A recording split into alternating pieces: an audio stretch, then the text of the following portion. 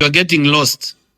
You mambo ya Jubilee na kushinda kutegemea pesa ya Uhuru, you are getting lost. What wisdom would anybody use to go to Jubilee? Jubilee is like KANU. Any political party that has ever governed Kenya na ika misuse public resources, ikaumiza watu, ama ikafanya evictions, all these evils that these political parties do when they are in power, it can never ever regain power again. PNU iko kina Munya wako nayo, umayona ikiweza kitu. KANU iko ya Moi, umayona ikiweza kitu.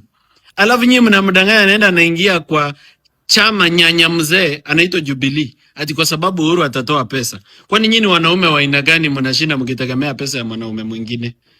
Kwa nini hamwezi kujisimamia? Kwani mnafikiri Uhuru yeye anawapea pesa bure? Ama mnamuona yeye ni fala? Ama mnaona yeye ni Mother Teresa? Anapeananga pesa ya bure. Akiwapea pesa ako na sababu kwa nini anawapea pesa. Kisii County iko na wabunge 9. Nyamira County iko na wabunge 4. Ana wabunge 13. Kama mlikuwa serious mnafaa kuwa na chama yenu. Kama ni hiyo siasa ya ukabila mnataka kufanya yenye sisi tumekataa.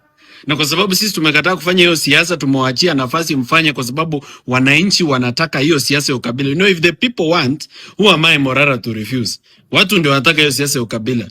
But why would you not give them their own political party? Wewe ni mwanaume aina gani unaenda kuzalia watoto kwa boma ya mwanaume mwingine, kulea watoto kwa boma ya mwanaume mwingine? Unachukua jamii mzima yenye haijawahi kuwa na kingpin tangu wakati ya Nyachae, unapeleka kwa boma ya mwanaume mwingine wakakuwa watoto wake. You are jokers. Now watu wamepoteza viti, who have made sacrifices like kina Glory Oruoba, with the hope that Matiangi will form a party and they will have a role in it and they will win seats.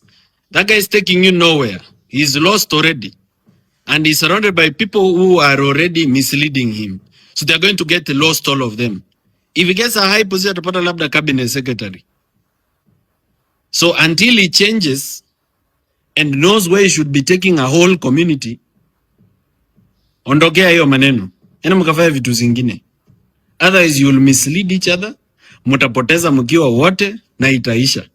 Na najua mtasema naongea mbaya, mtasema ni wivu, mtasema ni nini, but I want to tell you, hakuna mtu mwingine ambaye atawaambia hiyo ukweli as painfully as I've told it to you. So mimi sina uoga na skuli kwenu, na sitaki pesa yenu, na sikuji kubembeleza ati nipige magoti sijui ni nani hapo anipatie, anisupport nipate kiti. I don't want and I'm not interested.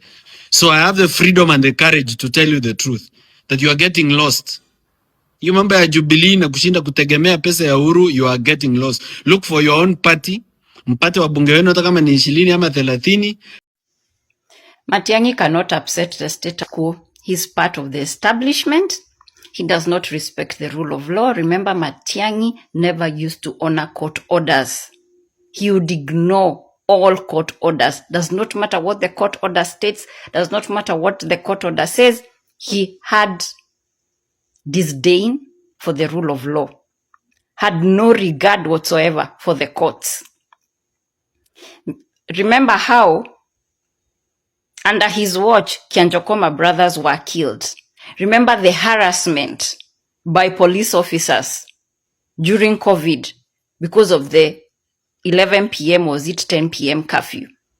The way people were harassed, beaten up by police officers under his watch. Remember the Yala bodies and the missing persons. 650 bodies showed up in River Yala over a long period of time because of extrajudicial killings. Remember the media shutoffs. Like an entire day, the media is off because they do not want people to watch Raila Odinga. Someone who refers to peaceful protests as riots.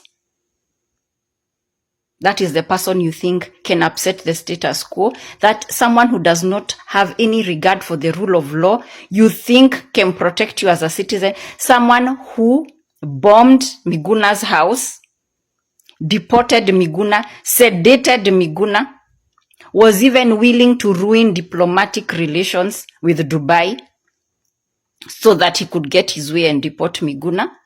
That is the person you want to be president? There is a very thin line between Matiangi and Ruto. Same coin, different sides. The forest kept voting for the axe because its handle was wooden. The forest thought that the axe was one of them. Matiangi is an axe. He has a wooden handle, but he's not one of us. Matiangi is not our savior. Matiangi is a dictator who has disdain for people who, if he gets or when he gets power, he will abuse that power. Imagine the terror he reigned as a CS. Now give him the presidency, commander-in-chief of the armed forces. You will not be having 650 bodies in Rivayala. You'll be having entire districts wiped out. And who are the people supporting Matiangi to be president? The very people who put us here in the first place. Matiangi is not our savior, and he is not going to upset the status quo, and he does not represent the common mwananchi, and he does not understand our problems one bit. The extrajudicial killings, the disregard for the rule of law, the media shutdowns, the threatening of the media, all those things should be indicators of someone who cannot be a head of state. So wakati Matiangi anakuja kuitisha upresident na anasema amefanya kazi World Bank, mimi ninashtuka eti ameresign. No. If he ever worked for World Bank, he has not resigned. He has been reassigned to come and take care of World Bank's interests in Kenya as president. A couple of names coming through. Let's start with Matiangi. People are looking at him with hope. They're like, yo, Matiangi is our only solution. He's not. Locally, who is supporting Matiangi locally? President Uhuru Kenyatta, under whose regime we lost almost 6.5 trillion in terms of debt. From 2013 to 2023, June, government revenue collection was 13.5 trillion. Pesa walikusanya kama ushuru without taking loan. 13.5 trillion. For the same period of time, government spent 14.8 trillion. So the deficit we had for the 10 years that could force us to borrow so that we can fill the gap was around 1.4 trillion. Go and check how much Uhuru Kenyatta borrowed. And we are paying it. And we are paying it. It's the same Uhuru Kenyatta who is pushing, who is behind Matiangi to come and be president. You saw him at State House? Yes. With Ruto? Yeah, when I saw President Uhuru and Ruto laugh at State House, I had told some people after the expose of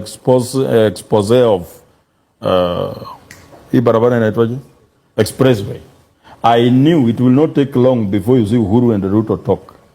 These are people with the same problem. Their unity is not informed by love. Eti me Uhuru anapenda Ruto, ama Ruto anapenda Raila. Kuna necessity.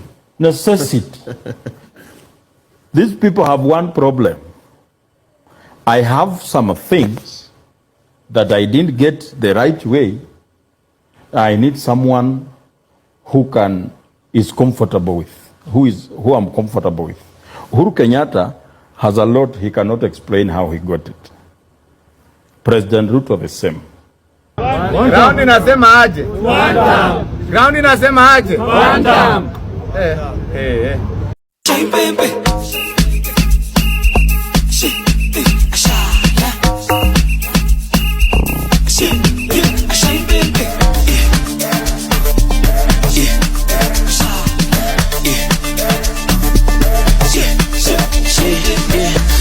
Kalawati.